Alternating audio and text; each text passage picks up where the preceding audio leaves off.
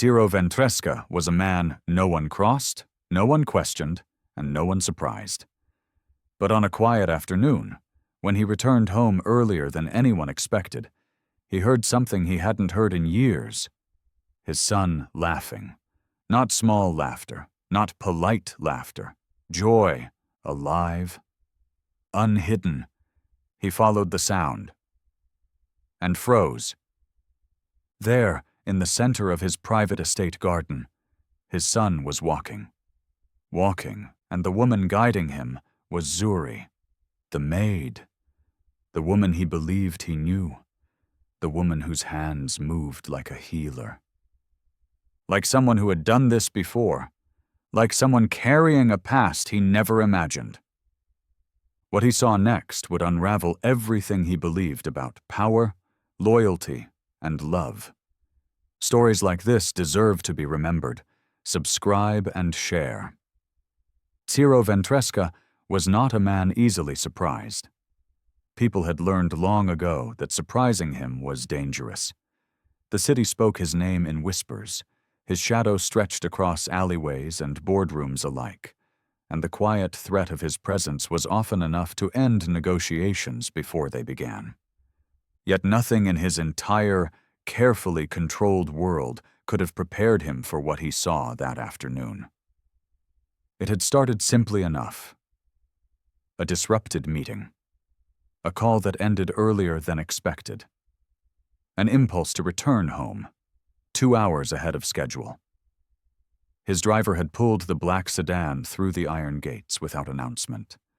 The guards stiffened. The house remained silent, as it always did. The Ventresca mansion was a fortress of marble, fountains, manicured hedges, and echoes. A palace built for power.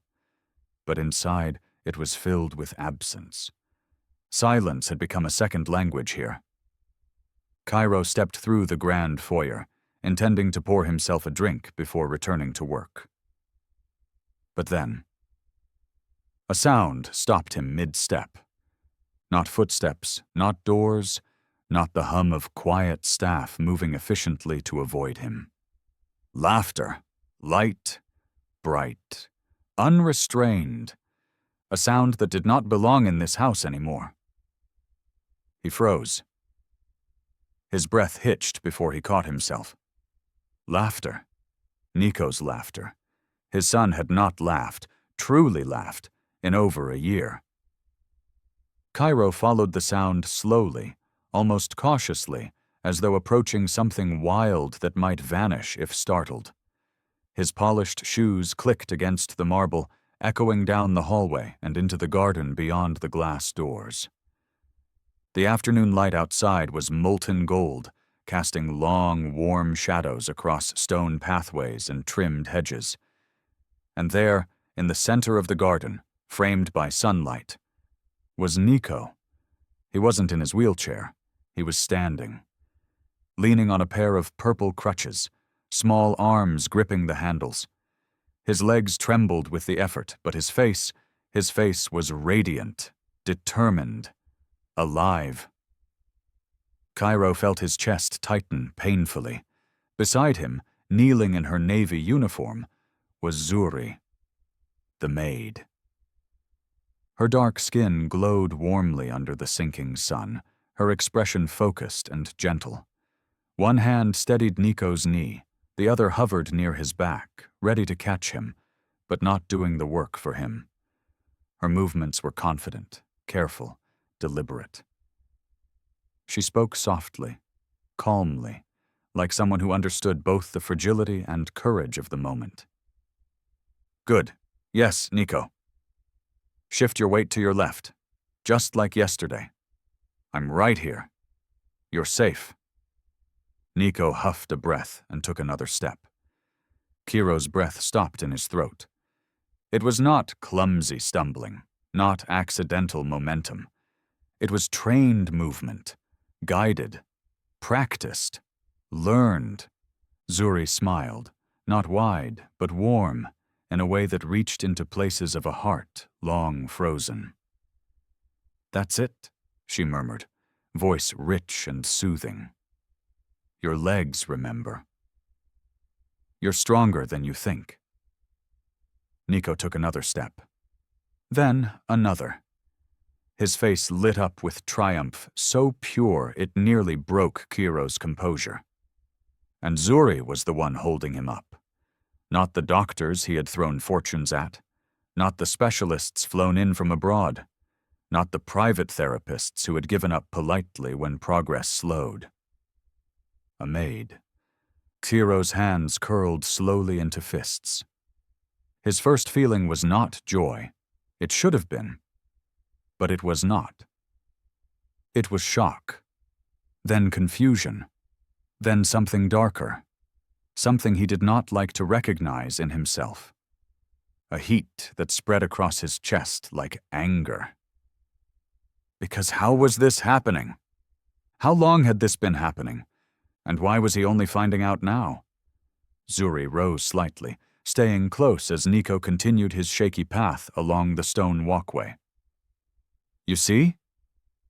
Your legs are listening to you. You're the one in control, she encouraged softly. Nico beamed. Daddy's going to be so proud when he sees. He'll see me walk. He'll see. His voice trailed off, because he finally saw him. Nico's eyes widened, hope flaring into something delicate and trembling. Daddy? Zuri turned. And her expression changed, not fear, not guilt, but awareness. She knew exactly what he had just seen. Ciro felt the ground beneath him shift, slow and unsteady like Nico's steps. For months, years, he had distanced himself, safe behind business, behind blood, behind walls. Better to be feared than to feel helpless. And now here stood the proof of everything he had refused to face, wrapped in tiny steps and quiet determination. Zuri didn't speak at first. Nico didn't move. Ciro didn't breathe. The garden held still. Finally, Zuri spoke, her voice measured. Mr. Ventresca, she said softly. I can explain. But Ciro could not speak, because the truth was already forming like a storm behind his ribs. She wasn't just a maid. She wasn't acting out of order. She knew exactly what she was doing. And that realization, that a stranger had rekindled something in his son he thought was lost forever, struck deeper than anything he had faced in all his violent life. The fear of losing control, the shame of not being enough, the possibility of hope, a hope he had given up on. His voice, when it came, was low, rough. How? Just that. One word. A question heavy with 1,000 others. Zuri held his gaze, calm, steady, unafraid. And that was the moment Ciro realized. This was only the beginning. Now we move into the story of how she learned, why she hid it, and why Nico trusted her in ways he never trusted him. If you're enjoying this story, don't forget to subscribe, like the video, and tell us in the comments where you're watching from. Your support helps us keep these stories alive. And trust me, the best part is yet to come. Now, let's get back to it. The night did not sleep. Ciro lay awake, the image of Nico's careful steps replaying in the dark like a film he couldn't pause. Each frame scraped at his pride, at the story he told himself about control, about what could and couldn't be fixed. By dawn, his jaw ached from clenching. He dressed without summoning anyone, crossed the hush of the mansion, and followed the faint clatter of porcelain to the kitchen. Zuri stood at the counter in a navy dress and white apron, sleeves rolled to the elbow, steam curling around her as she poured hot water over tea leaves. The morning light found the copper in her skin. She felt him before she saw him. He could tell by the tiny pause, the breath she set carefully in place, the way a surgeon steadies a hand. Mr. Ventresca, she said, turning. Good morning. Sit, Ciro replied. She didn't. May I serve you first? Sit. He didn't raise his voice. He never needed to. Zuri set the teapot aside and took the chair across from him, spine straight, palms folded. Respectful. Ready. Not cowed. Ciro studied her in the quiet between them. The precise neatness of her uniform, the nick on her knuckle, the eyes that had looked straight at him yesterday when everyone else in his world looked down.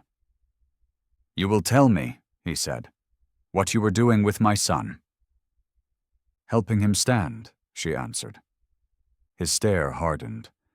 Do not play with my questions. I'm not. A measured breath. Nico asked to try. I guided him. That is the truth. He leaned forward, elbows on the table. You guided him with techniques my doctors use, weight shift cues, joint support, gait training. You spoke to him like a therapist does when she wants the body to trust the mind. His voice softened dangerously. Where did you learn that, Zuri? She held his gaze. There was no flinch, only a careful door closing behind her eyes. I've cared for many children. As a maid? As a woman who knows how to care, she said. The answer landed between them like an object he could not label. Not a lie, not clean truth. You were not hired to touch my son, he said. I understand. Yet you touched him. Zuri nodded once. Because he asked for help. Children ask for many things, Ciro replied. Knives. Matches. Permission to leap from rooftops. Our job is to say no. For danger, yes. Her voice stayed even. But sometimes no is the danger. A small hot spark moved behind his ribs. Be careful. I am careful, she said quietly. That is why he did not fall. Silence stretched. In it, Ciro heard faint footsteps in the hall and the flutter of a robe.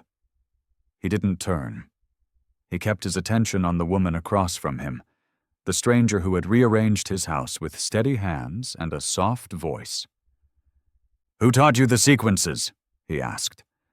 Where did you learn to brace a knee while freeing a hip? To let him carry the work? Not your hands? Zuri folded her fingers tighter, a heartbeat of hesitation, as if she were choosing which truth to place on the table. I've watched therapists, she said at last.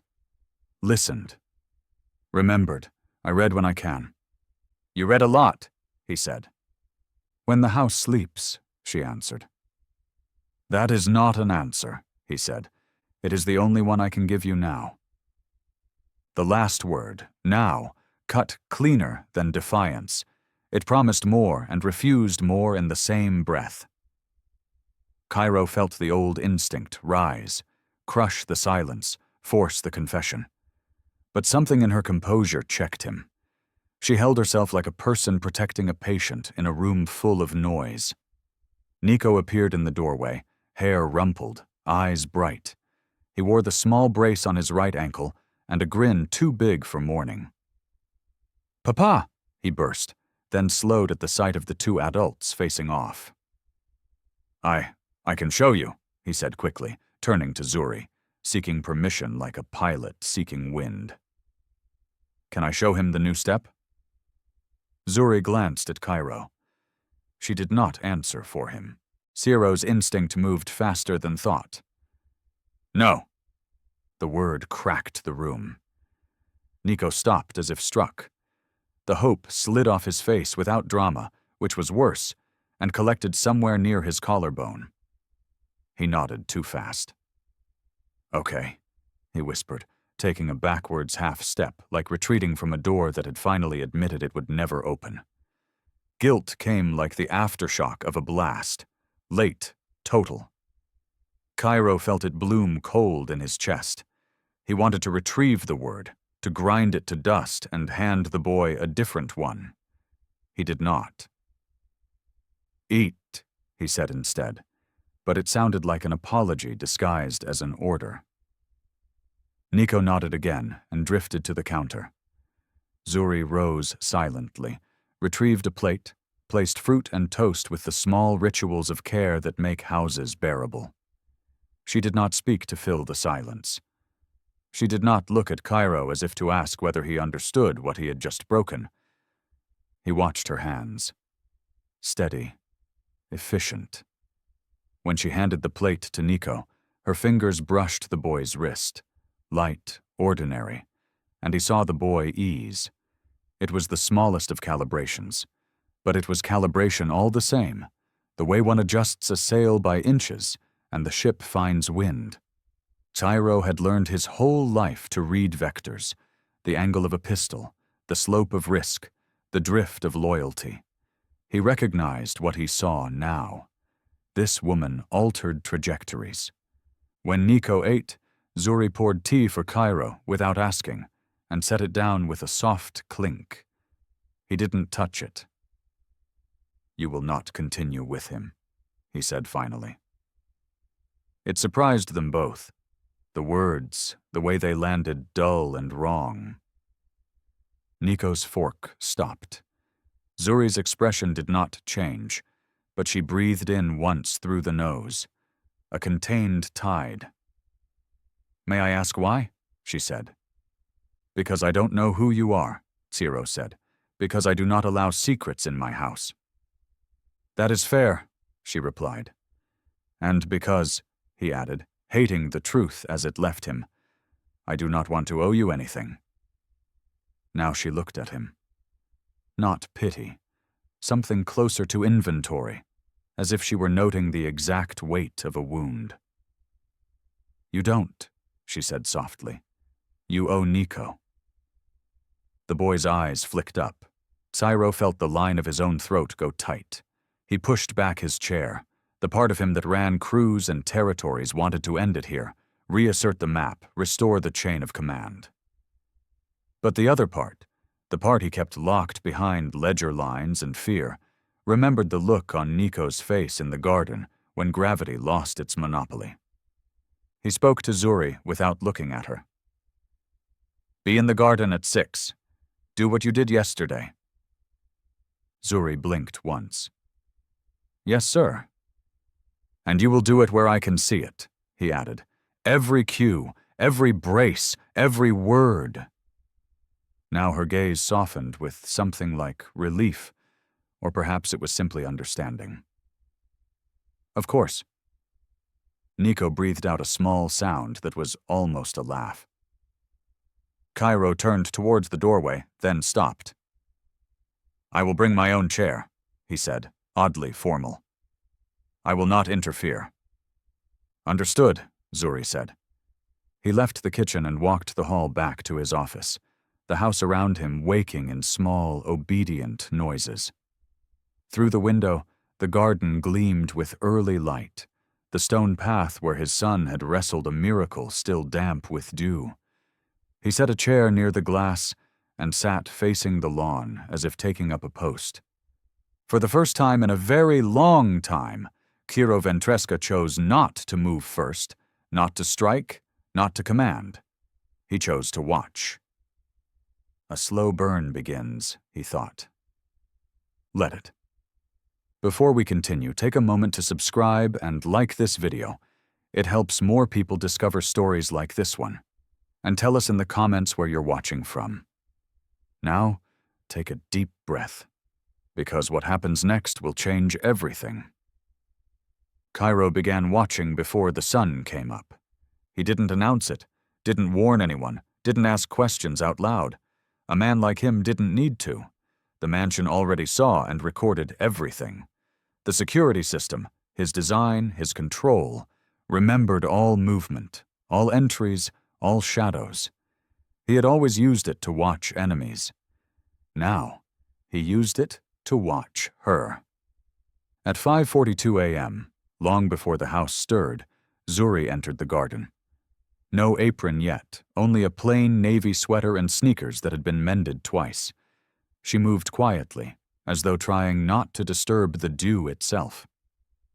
Nico was with her, small, sleepy, dragging his crutches and yawning. "Morning, little lion," she murmured, adjusting the brace on his ankle. "I know it's early. We're just going to remind your legs they're strong, that's all." Nico smiled, the kind of smile that hadn't lived in this house for too long. Ciro watched from his office screen, the monitors casting pale light over his face. The Mafia boss who once commanded absolute obedience barely breathed. Zuri placed a folded blanket over the stone path, kneeling beside the boy. "Today we practice standing tall," she said. "Your body remembers. Your legs are not failing you. They're learning you."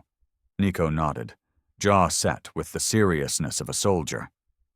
He lifted himself slowly, hands gripping the crutches, weight shifting unevenly but with determination.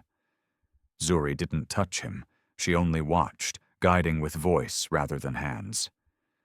"Yes," she whispered. "Find the ground. The ground is your friend. Let it hold you." Her tone was steady, calm, almost reverent. Ciro realized he had never spoken to anyone like that. Not his son, not anyone. He leaned closer to the screen. Nico managed 2 steps. His legs trembled. Zuri didn't step in, not yet. She waited, teaching him to trust his body, his breath, the floor beneath him. When Nico's knees buckled, she caught him gently, seamlessly, like she'd known exactly when he would fall. "There you go," she murmured, pressing her forehead briefly to his temple. "Falling isn't failing. Falling is part of learning. We get back up, yes?" "Yes," Nico whispered. Ciro felt something tighten in his throat. No therapist had ever called his son Little Lion. No therapist had ever waited for him to choose to stand again. They had forced, coaxed, charted, measured. Zuri believed, and somehow Nico believed too. By mid-morning, staff moved through the house like ghosts, careful never to cross Ciro's line of sight. He did not speak to anyone. He simply watched the camera feeds again and again. He watched Zuri helping Nico stretch before breakfast. He watched her sitting beside him during lessons, guiding his hand as he wrote shaky letters, telling him soft things like, "Go slow. No one is racing you anymore." He watched her in the afternoon, when the therapy was over, simply sitting with Nico under the old cypress tree, reading aloud while the boy leaned against her shoulder, eyes heavy, safe. Not once did she show impatience. Not once did she look tired. Not once did she treat Nico like something broken. Ciro began to understand something dangerous.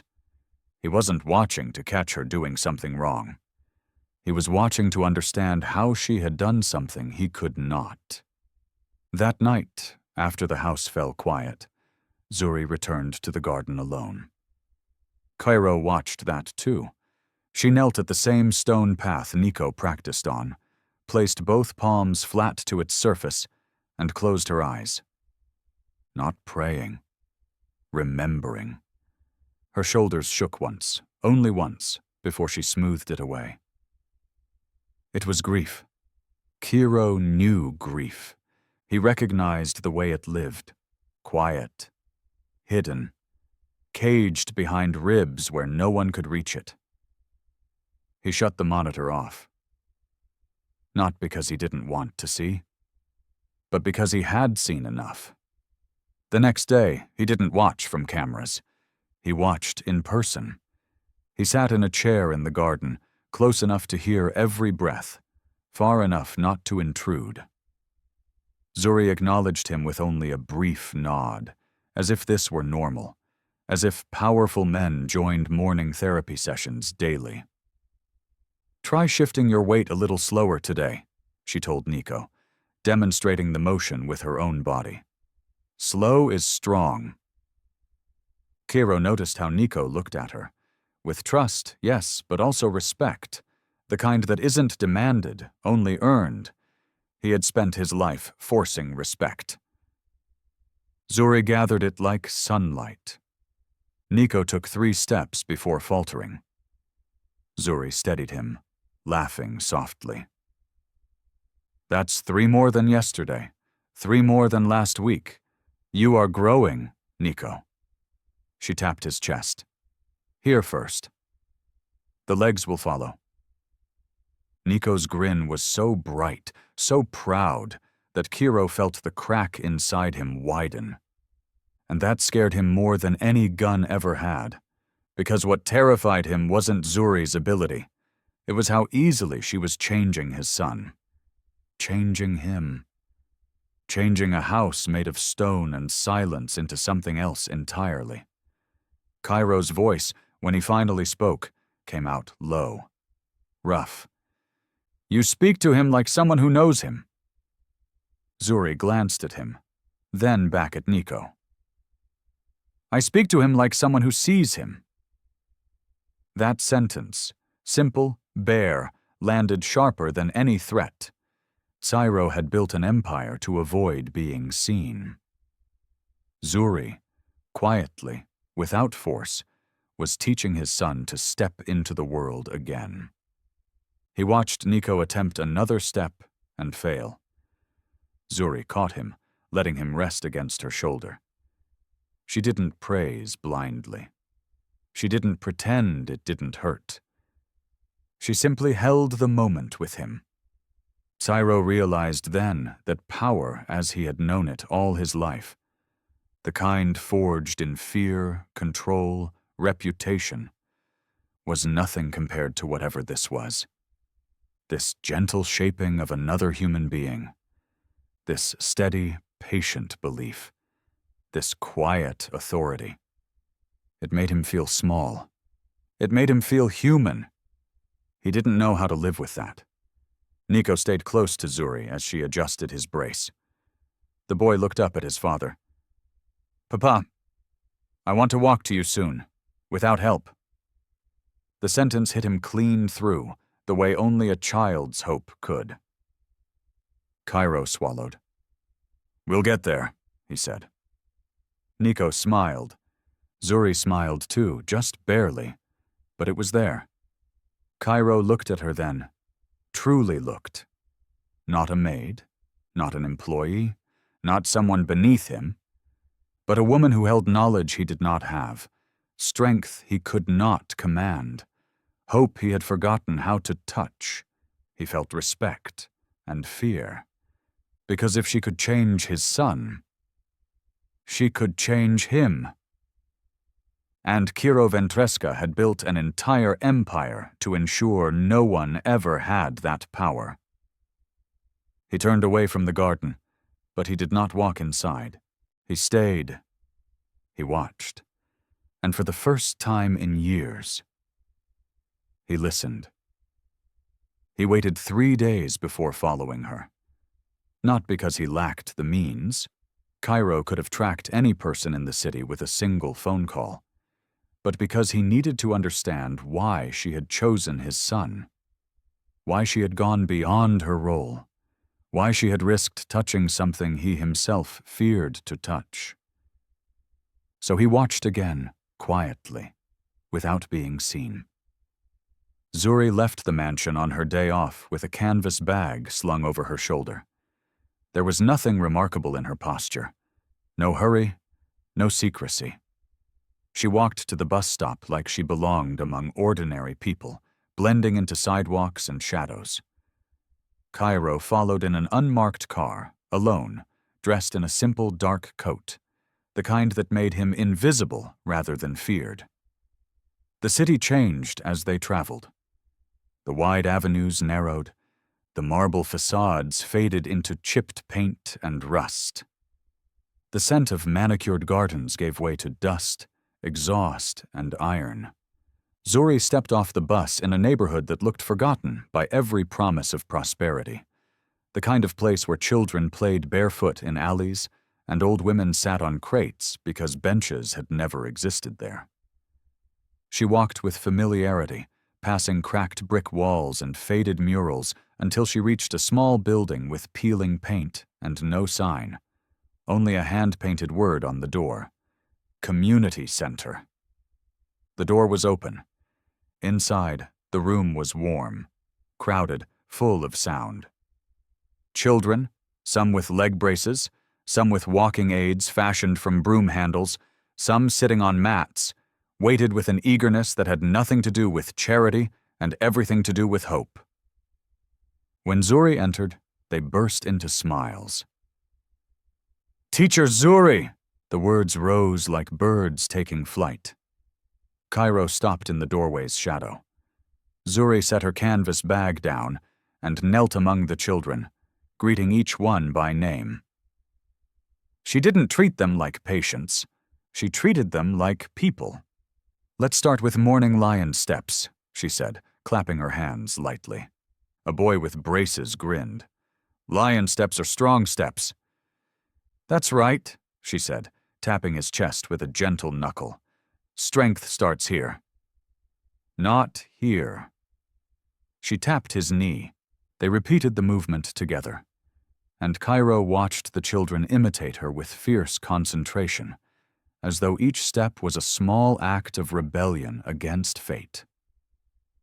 There were no mirrors, no exercise machines, no charts, no sanitized floors, just mats, plastic stools, a string of paper stars cut by hand.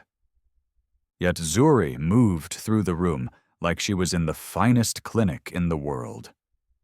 She guided a girl's ankle with practiced precision, adjusting her posture so she could attempt to balance without falling. She praised progress without exaggeration. She comforted frustration without pity. "Crying is allowed," she told a boy whose leg shook with effort. "Stopping is not." They trusted her. Completely. Ciro watched without breathing. Because this was not a maid. This was a healer, a woman who had once lived in a world where she knew exactly who she was. He felt something deep and unfamiliar move beneath his ribs. Not admiration. Not exactly. Recognition. Zuri was like him in one way. She had built her strength from loss. When the session ended, the children gathered around her, leaning into her arms, trying to stay in her orbit a little longer. She laughed softly, braided a little girl's hair, adjusted another's leg brace, kissed the forehead of a boy who seemed too tired to speak. This was where her heart lived, not behind the marble walls of his estate. As the families came to collect the children, Zuri stayed behind to clean, wiping mats, storing makeshift supports, folding blankets. No one was helping her. No one paid her. She did it because someone had to. When she finished, she lowered herself onto the floor and rested her hands in her lap. Her head bowed, and she wept, not loudly, not broken, quietly, as if the room was the only place that allowed her to remember. Ciro felt the breath leave him. He had seen men die without blinking. He had buried his own father without shedding a tear. But this small, private grief struck him with the precision of a blade, because now he understood. Zuri did not heal because she was strong. She healed because she knew what it was to break. She healed children because she could not save her brother. She saved Nico because saving one child meant saving the part of herself that refused to die. Ciro's hand pressed to the wall beside him, steadying a weight he did not name. He had thought power meant never needing anyone. But here, in a cracked room filled with children and courage and the soft echoes of laughter, he saw a truth he had run from all his life. Some things cannot be commanded. They must be cared for. Zuri wiped her eyes with the back of her wrist, inhaled a slow, grounded breath. and rose. She squared her shoulders. She gathered her bag. She stepped into the street. Ciro did not follow her home. He did not need to. He had already arrived somewhere far more dangerous, inside the truth of who she was. And for the first time in years, he did not know whether his fear was directed at losing control, or at what might happen if he allowed himself to heal, too. He waited until evening to speak to her. Not out of hesitation. Ciro Ventresca was not a man who hesitated, but because he needed to understand what part of himself would be speaking when he finally confronted her. The version of himself who ruled the city through fear, or the man who had watched his son take his first steps toward hope. Zuri was in the garden, folding freshly washed linens on a bench near the fountain. The air was still warm from the day, and the sky glowed with the last gold of sunset. Her posture was calm, but there was a quiet alertness to her movements, as though she always expected something to go wrong. "Zuri!" She froze at the sound of his voice, not with fear, but awareness. She turned slowly. "Mr. Ventresca," she answered softly. "Do you need something?" "Yes," he said. His voice held no threat this time, only gravity. "Truth." Zuri's chest rose once, sharply. She set the folded linens aside, her hands resting on them with careful stillness. "I told you everything important," she said. "No," Ciro replied. "You told me nothing. I had to follow you to know who you are." Her eyes flickered, not with guilt, but with pain. She looked away, towards the garden path where Nico had taken his steps only days ago. "I didn't think it mattered," she murmured. "It matters to me," he said, and the honesty startled him as much as it did her. For several long seconds, she said nothing. Her fingers tightened slightly on the fabric, as though holding on to something that might dissolve if she let go. "I was born in a city far from here," she began quietly, "where people do not have much, but we had each other. My mother taught me that the body remembers kindness, so I learned how to heal with my hands long before I ever studied books." Her gaze softened with memory, not longing, but reverence. "My brother, Kofi, he was born weak. His muscles trembled when he tried to stand, and the doctors said he would never walk. My mother refused to believe them. She taught me how to stretch his legs, how to massage his joints, how to strengthen what was too tired to strengthen itself." She smiled faintly, and the expression was devastating in its gentleness. "Kofi tried harder than anyone. He learned to walk by holding on to my shoulders. He used to laugh when he fell. He said falling meant he was moving." Ciro did not move. His entire being was listening. "When I was old enough, I earned a scholarship to train in pediatric physical therapy. I built a small clinic near our neighborhood. It wasn't much, just mats, bands, and music. But children came. Some limped, some cried. Some couldn't stand at all, and they became stronger, little by little. Day by day, she touched her chest. Kofi became one of my success stories. He ran, he played, he lived." Her voice trembled. Just once. Ciro knew what came next. "And then the uprising came," she whispered. The air between them tightened. "The city burned. Armed men came to claim the clinic. They said healing children was a waste of resources. That strength was only for those who could fight. We tried to hide the children. We tried." Her breath broke, and she pressed her hand to her lips.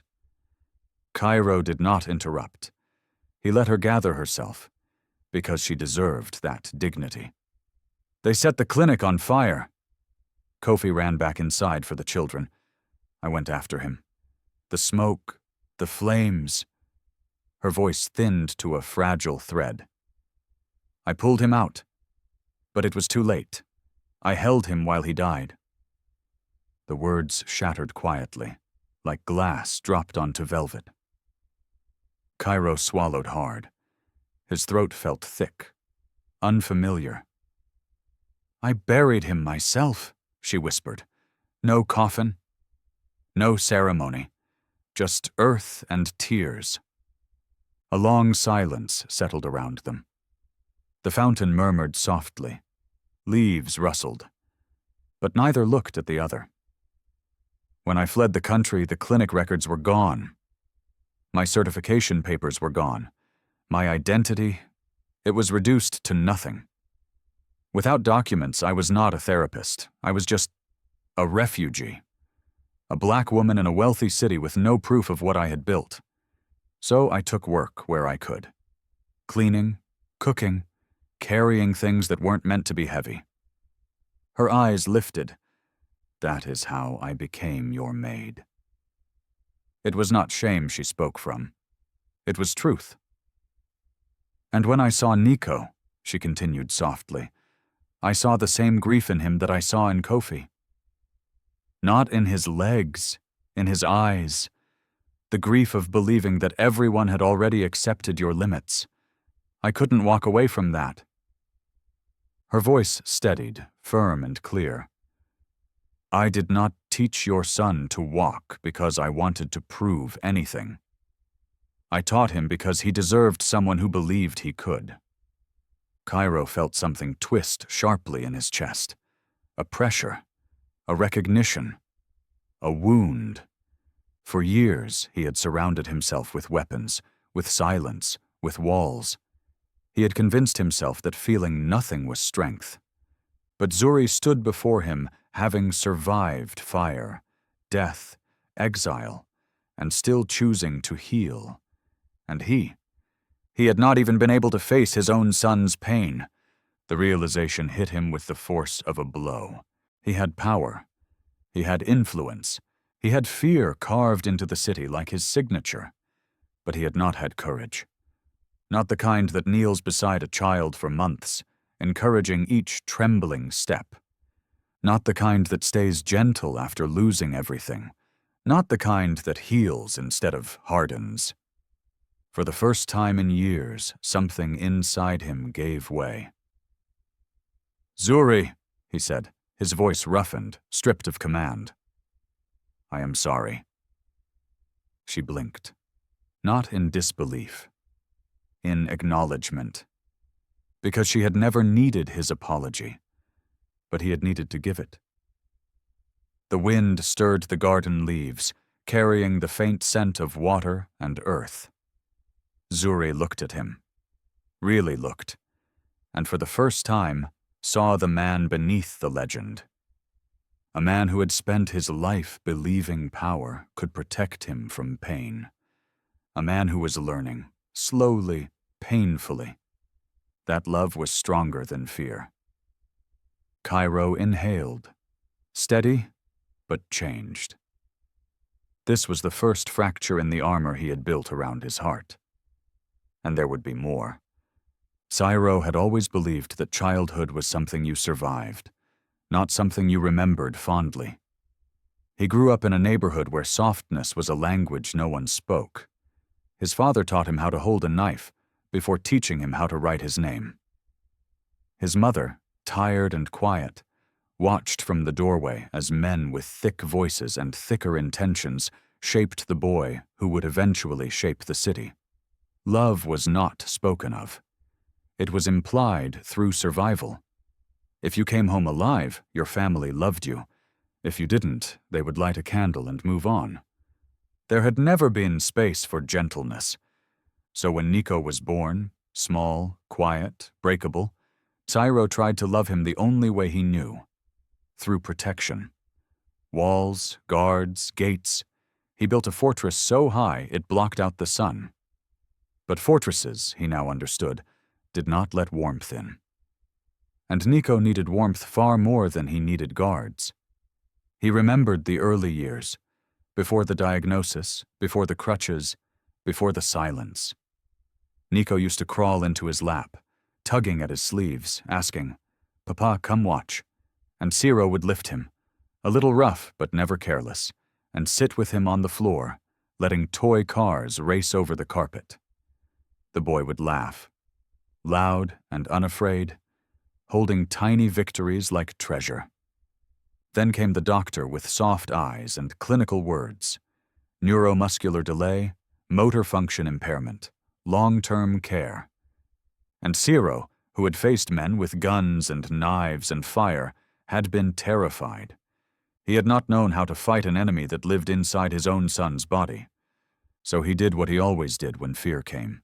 He built walls, worked longer hours, became louder, colder, untouchable. And Nico stopped asking him to watch. Now, that memory opened inside him like a wound. The next morning, Ciro found Nico and Zuri already in the garden. Nico was sitting on the grass, gripping his crutches, breathing hard, frustrated tears gathering but not yet falling. Zuri knelt beside him, her voice steady, her presence calm. "Breathe, Nico.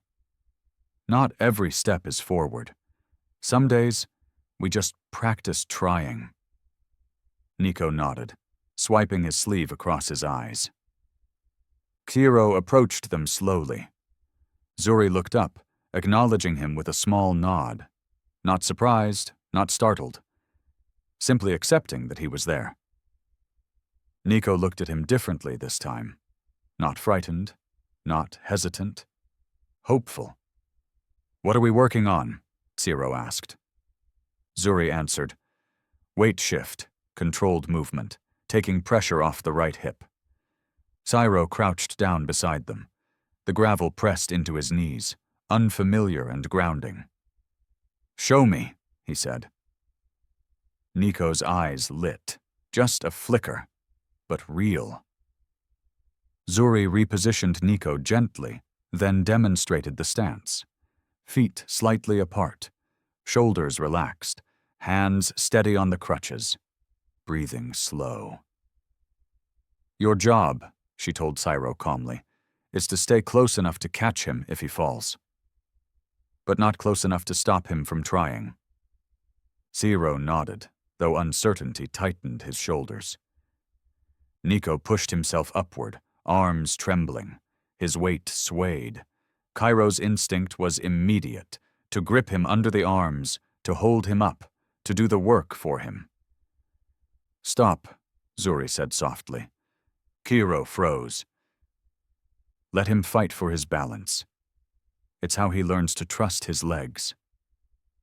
Ciro slowly released the tension in his hands. Nico steadied himself, breathing hard but standing. "That's it, little lion," Zuri whispered. "Show your strength." Nico took a step. His knee buckled. Ciro reached dash, but Zuri touched his wrist lightly, reminding him to wait. Nico caught himself. He did not fall. He looked up, face flushed, proud. Ciro felt something break. Not painful, not sharp. Soft. A soft breaking, like something loosening after being clenched for years. "Good," Ciro murmured. The word came rough but sincere. "Very good." Nico's smile was small, but it was for him. Not for Zuri, not for approval, for connection. They tried again, and again, and again. Ciro stayed beside him each time, learning how to be present without controlling, how to support without overtaking, how to stay. Zuri spoke to him occasionally, not instruction, not correction, just small, steady guidance. Let him breathe when he's frustrated. Let silence help him think. Stand where he can see you, so he knows you're there. She taught without teaching, and Ciro learned without pride. By the time the sun slid higher, Nico was exhausted and happy, leaning back in the grass with his eyes closed. Zuri sat beside him, brushing a leaf from his hair. "You did well today," she said. Nico nodded, smiling sleepily. Ciro sat on the stone ledge, watching them. His shirt was damp with heat, his knees stiff, his hands uncertain. But there was something new in the air, something lighter, something warm. For a long moment, none of them spoke.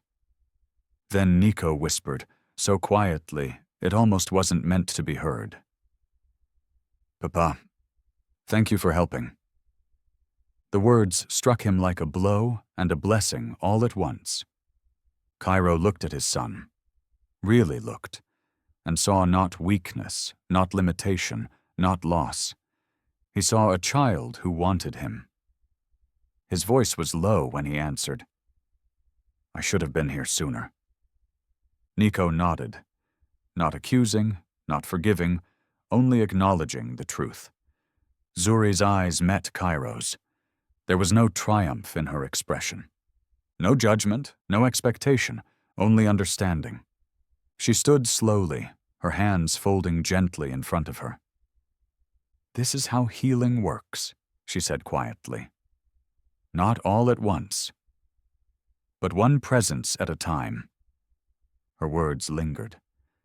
Ciro felt them settle into the cracks of his armor. Soft, patient, persistent. The kind that rebuilds instead of breaks, and he realized something with the weight of a revelation. He did not know how to be a father, but he wanted to learn.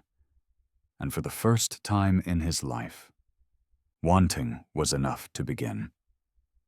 The morning was quiet, the kind of quiet that didn't feel empty, but waiting. The sky was pale with early light, soft and cool, and the garden held that gentle stillness before the world remembers to be loud. Dew clung to the grass like silver threads. A breeze drifted across the stone path, stirring the leaves just enough to whisper. Nico stood at the edge of the garden, his crutches resting beside him. Zuri was near, though not touching him, not guiding him, not correcting his stance. Just watching. Present, steady, a quiet pillar of belief. Ciro stood a few steps back. He didn't speak. He didn't command. He didn't even breathe too loudly. He was learning that sometimes the hardest part of strength was not action, but restraint. Nico's hands were open at his sides, fingers trembling slightly. His knees shook. His breath came fast, not in panic, but concentration. "Whenever you're ready," Zuri murmured, her voice carried by the morning breeze.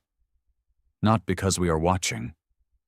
Not because you need to prove anything, only when you feel the moment." Nico nodded slowly. The boy closed his eyes, and the world seemed to hold its breath. He shifted his weight, left foot grounding, right foot searching for balance. One step. Ciro's heart slammed against his ribs like it was trying to break free. Nico opened his eyes. He did not fall. Zuri smiled, but stepped back. This part was not hers. It belonged to father and son. Nico took another step. His leg wobbled, and Ciro's hand twitched instinctively, but he didn't move. He waited. He trusted. Step, step, step. 3 steps, then 4. Nico's breath was shaking now, but his face was lit with a joy so raw, so fierce, it didn't look like a child's smile. It looked like a victory, a war won, a mountain climbed, a destiny claimed. And then, one more step, and Nico stood on his own. No crutches, no hands holding him, no one carrying him, just him, his small body upright in the golden morning light. Ciro didn't realize he was crying until the tears warmed his face. He took one step forward, then another. His knees hit the grass before he even knew he had fallen. Nico turned toward the sound, and when he saw his father kneeling, the surprise on his face softened into something gentle, something vulnerable, something like love. Ciro reached out, his hands trembling, not with fear, not with uncertainty, but with reverence. He touched his son's face like it might vanish if he wasn't careful. "Nico," his voice cracked. "My boy." Nico leaned forward and wrapped his arms around him. Ciro folded into the embrace, his forehead pressing against his son's shoulder, his hands gripping the back of his small frame as though anchoring himself to reality. The man who had commanded empires, who had ordered deaths without blinking, now sobbed openly in the grass, crushed and rebuilt in the same moment. He did not cry quietly. He cried with the weight of every year he had abandoned, every moment he had hidden behind power, every fear he had buried under violence. Zuri looked away, giving them privacy. Not out of distance, but respect. Nico's voice was small but steady. "I told you I could do it, Papa." "Yes," Ciro whispered, breath breaking. "You did. You did." Nico pulled back enough to look him in the eyes. "You helped," he said, like it was the simplest truth in the world. Ciro laughed, a sound forced through tears. I only stood there. Sometimes that's enough. Ciro closed his eyes.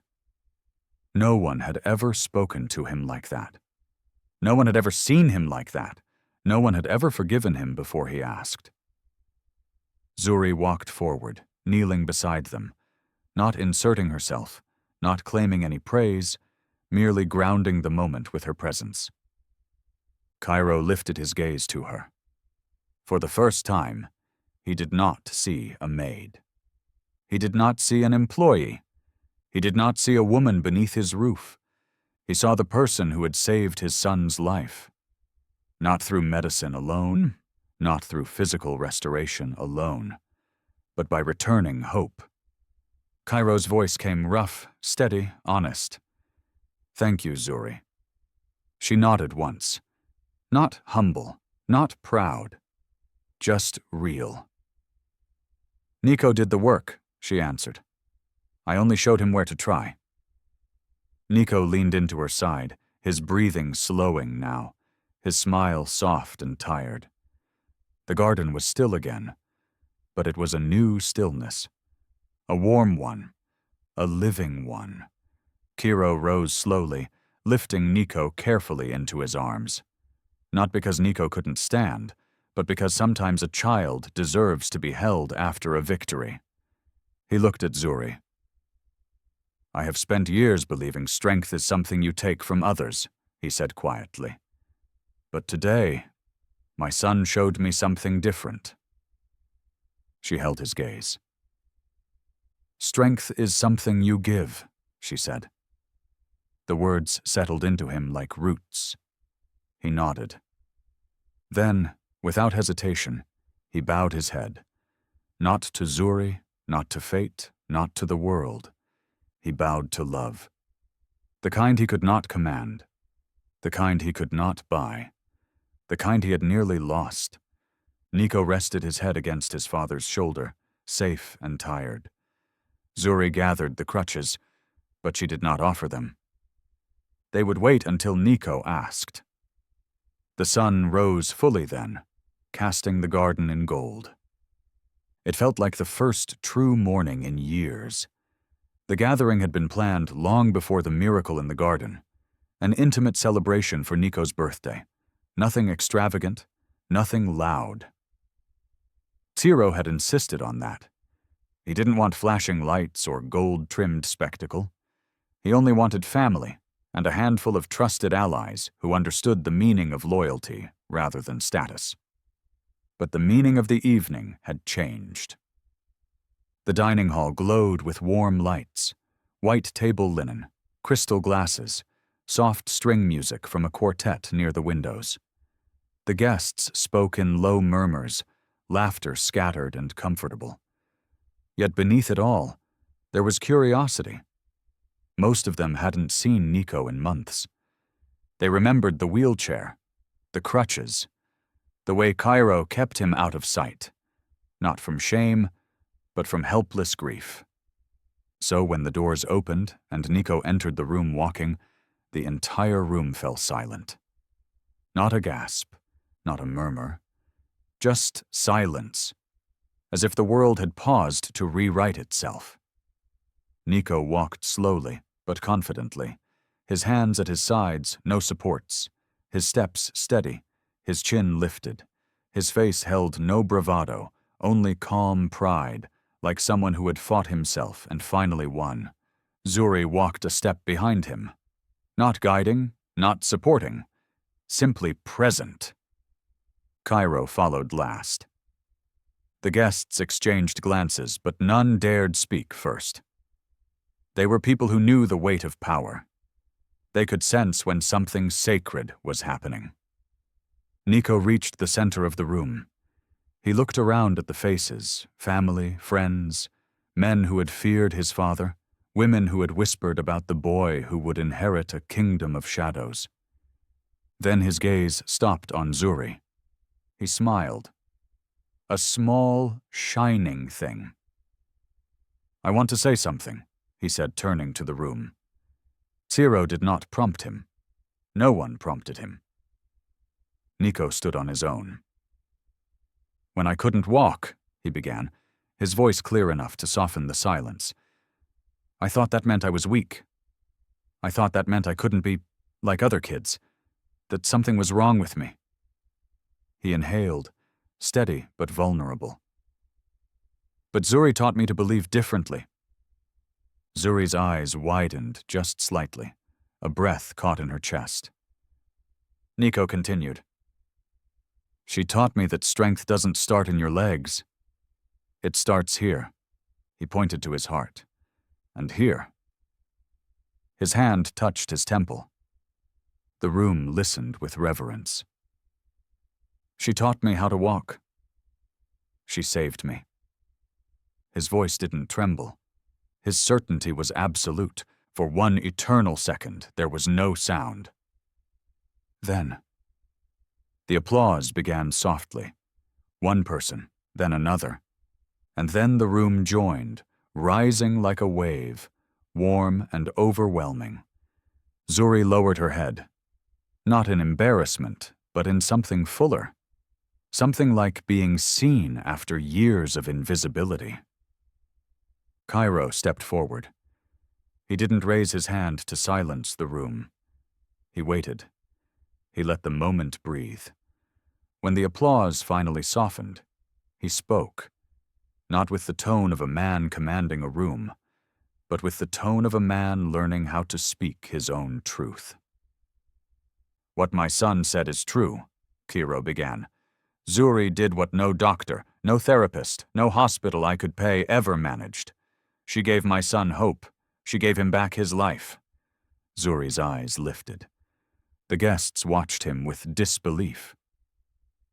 Ciro Ventresca did not praise. He commanded.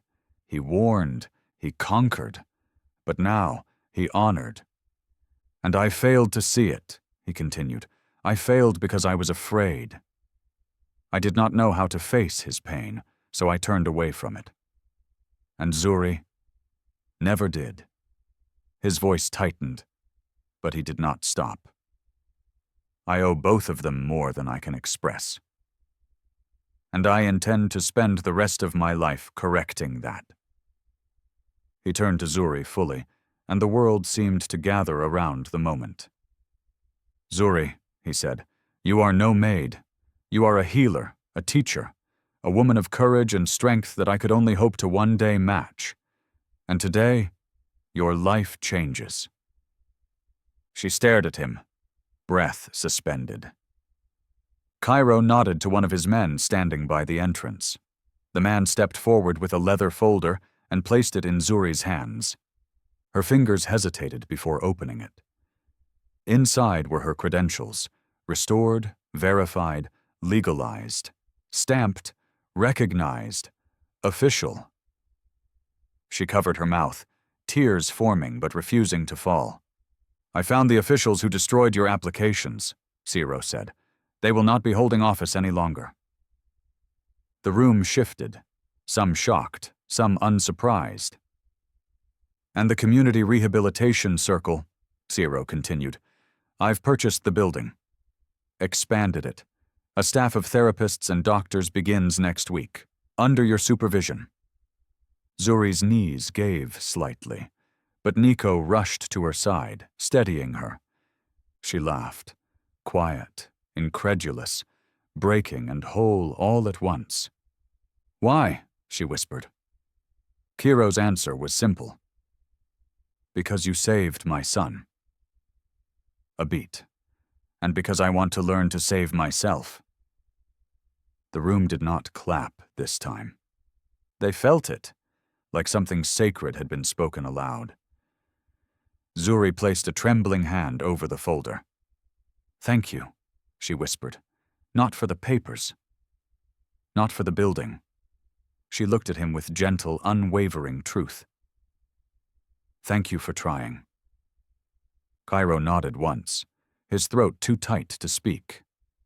Nico slipped his hand into his father's and smiled.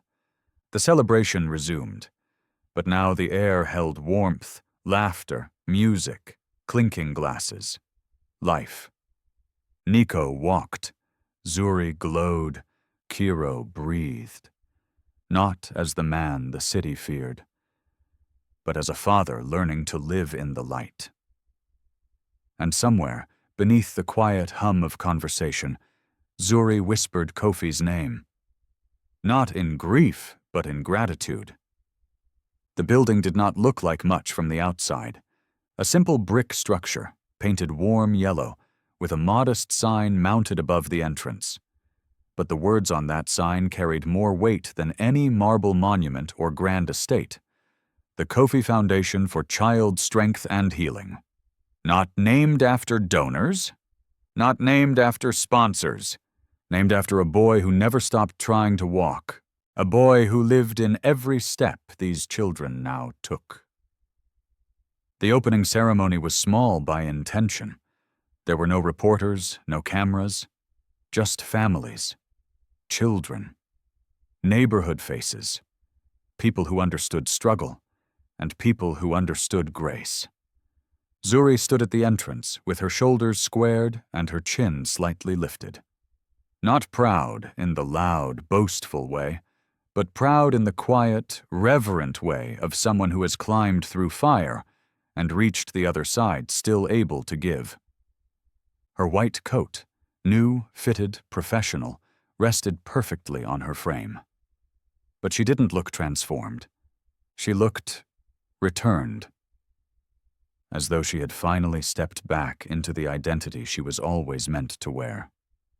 Nico stood beside her. No crutches, no visible tremor of doubt, just a boy with steady balance and wide, shining eyes. He held a small binder in his hands, notes carefully prepared.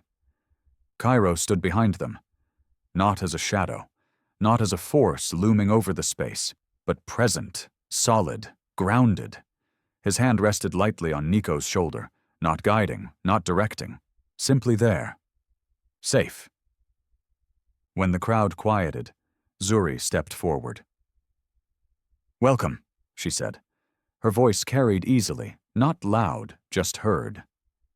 This place is built from every small victory hands have ever fought for. It is built from the belief that no step is too small, no effort is wasted, no child is beyond hope. Her gaze softened. It is built for the ones who were told they would never walk, for the ones who were told they would never stand, for the ones who were told they would never live the same way others do. She paused, breathing. It is built for Kofi, and for every child like him. The room stayed silent, not out of sorrow, but reverence. Then Nico stepped forward. He unfolded his notes, and Zuri's hand rested gently on his shoulder, not to steady him, but to remind him he was not alone. My name is Ciro Ventresca, he began, and I used to think I was broken. Ciro closed his eyes for one brief moment. I thought everyone was waiting for me to get better, Nico continued, and I couldn't. and I felt like I disappointed everyone just by being myself. Some parents in the crowd lowered their heads. They recognized that feeling. Their children recognized it too. "But Zuri taught me something," Nico said. "She taught me that you don't start walking with your legs. You start walking with your heart." He smiled then. Wide. True. She taught me to believe I could do things before my body knew how. And then, my body learned too. The children in the room leaned forward, captivated. "So if you are here," Nico said, "don't worry about being fast, or being perfect, or being like everyone else. You only have to be brave, just a little. And one day, your legs will feel your bravery, too." When he stepped back, applause rose, not in a burst, but in a warm wave. Parents hugged their children. Some cried openly. Some didn't hide it. And Ciro, who once believed emotions were weaknesses reserved for the unprotected, felt something shift in him once more. Not a breaking, a rebuilding. The center opened its doors fully then, rooms filled with mats, supportive harnesses, parallel bars, textured stepping paths, bright colors, murals of running lions, laughter, music. Zuri moved from child to child with practiced ease, her touch both technical and tender. Ciro watched her for a while. She did not perform miracles. She built them, patiently, steadily, one moment at a time. He walked to the far window where sunlight warmed the room. Nico was teaching another child how to take a first step, not demonstrating physically, but speaking. "Look at me," he told the younger boy. "Just look at me. If I can do it, you can do it. Don't rush. I'll wait. I'm right here." Ciro felt something swell in his chest. Pride, yes, but something deeper, too. Peace. He had not felt peace since he was a child. Zuri joined him at the window. They didn't speak at first. They just watched Nico. When she finally spoke, her voice was gentle. "He walks because he believed he could," she said. Ciro nodded. "He believes because you believed first." Zuri looked at him then, not as employer, not as legend, but as man. "No," she said softly. "He believed because you showed up." Those words settled into him like a key turning in a lock. He exhaled, long and steady. "I was afraid," he said. Zuri didn't comfort him, didn't deny it, didn't soften the truth. "We all are," she replied. "The difference is what we do next." Ciro looked back at Nico, his son, standing confidently in a room filled with possibility. "I will stay," he said. And this time, he meant it. Miracles do not always arrive loudly. Sometimes they kneel beside us, speak in quiet tones, hold our hands when we shake, and teach us to stand again. Sometimes they arrive disguised as maids, sometimes as children, sometimes as the courage to try again. The world feared Ciro Ventresca, but the world would remember Nico and Zuri for their courage. Because love, when given room to breathe, can resurrect the broken. If this story has your attention, hit that subscribe button and let us know where in the world you're watching from.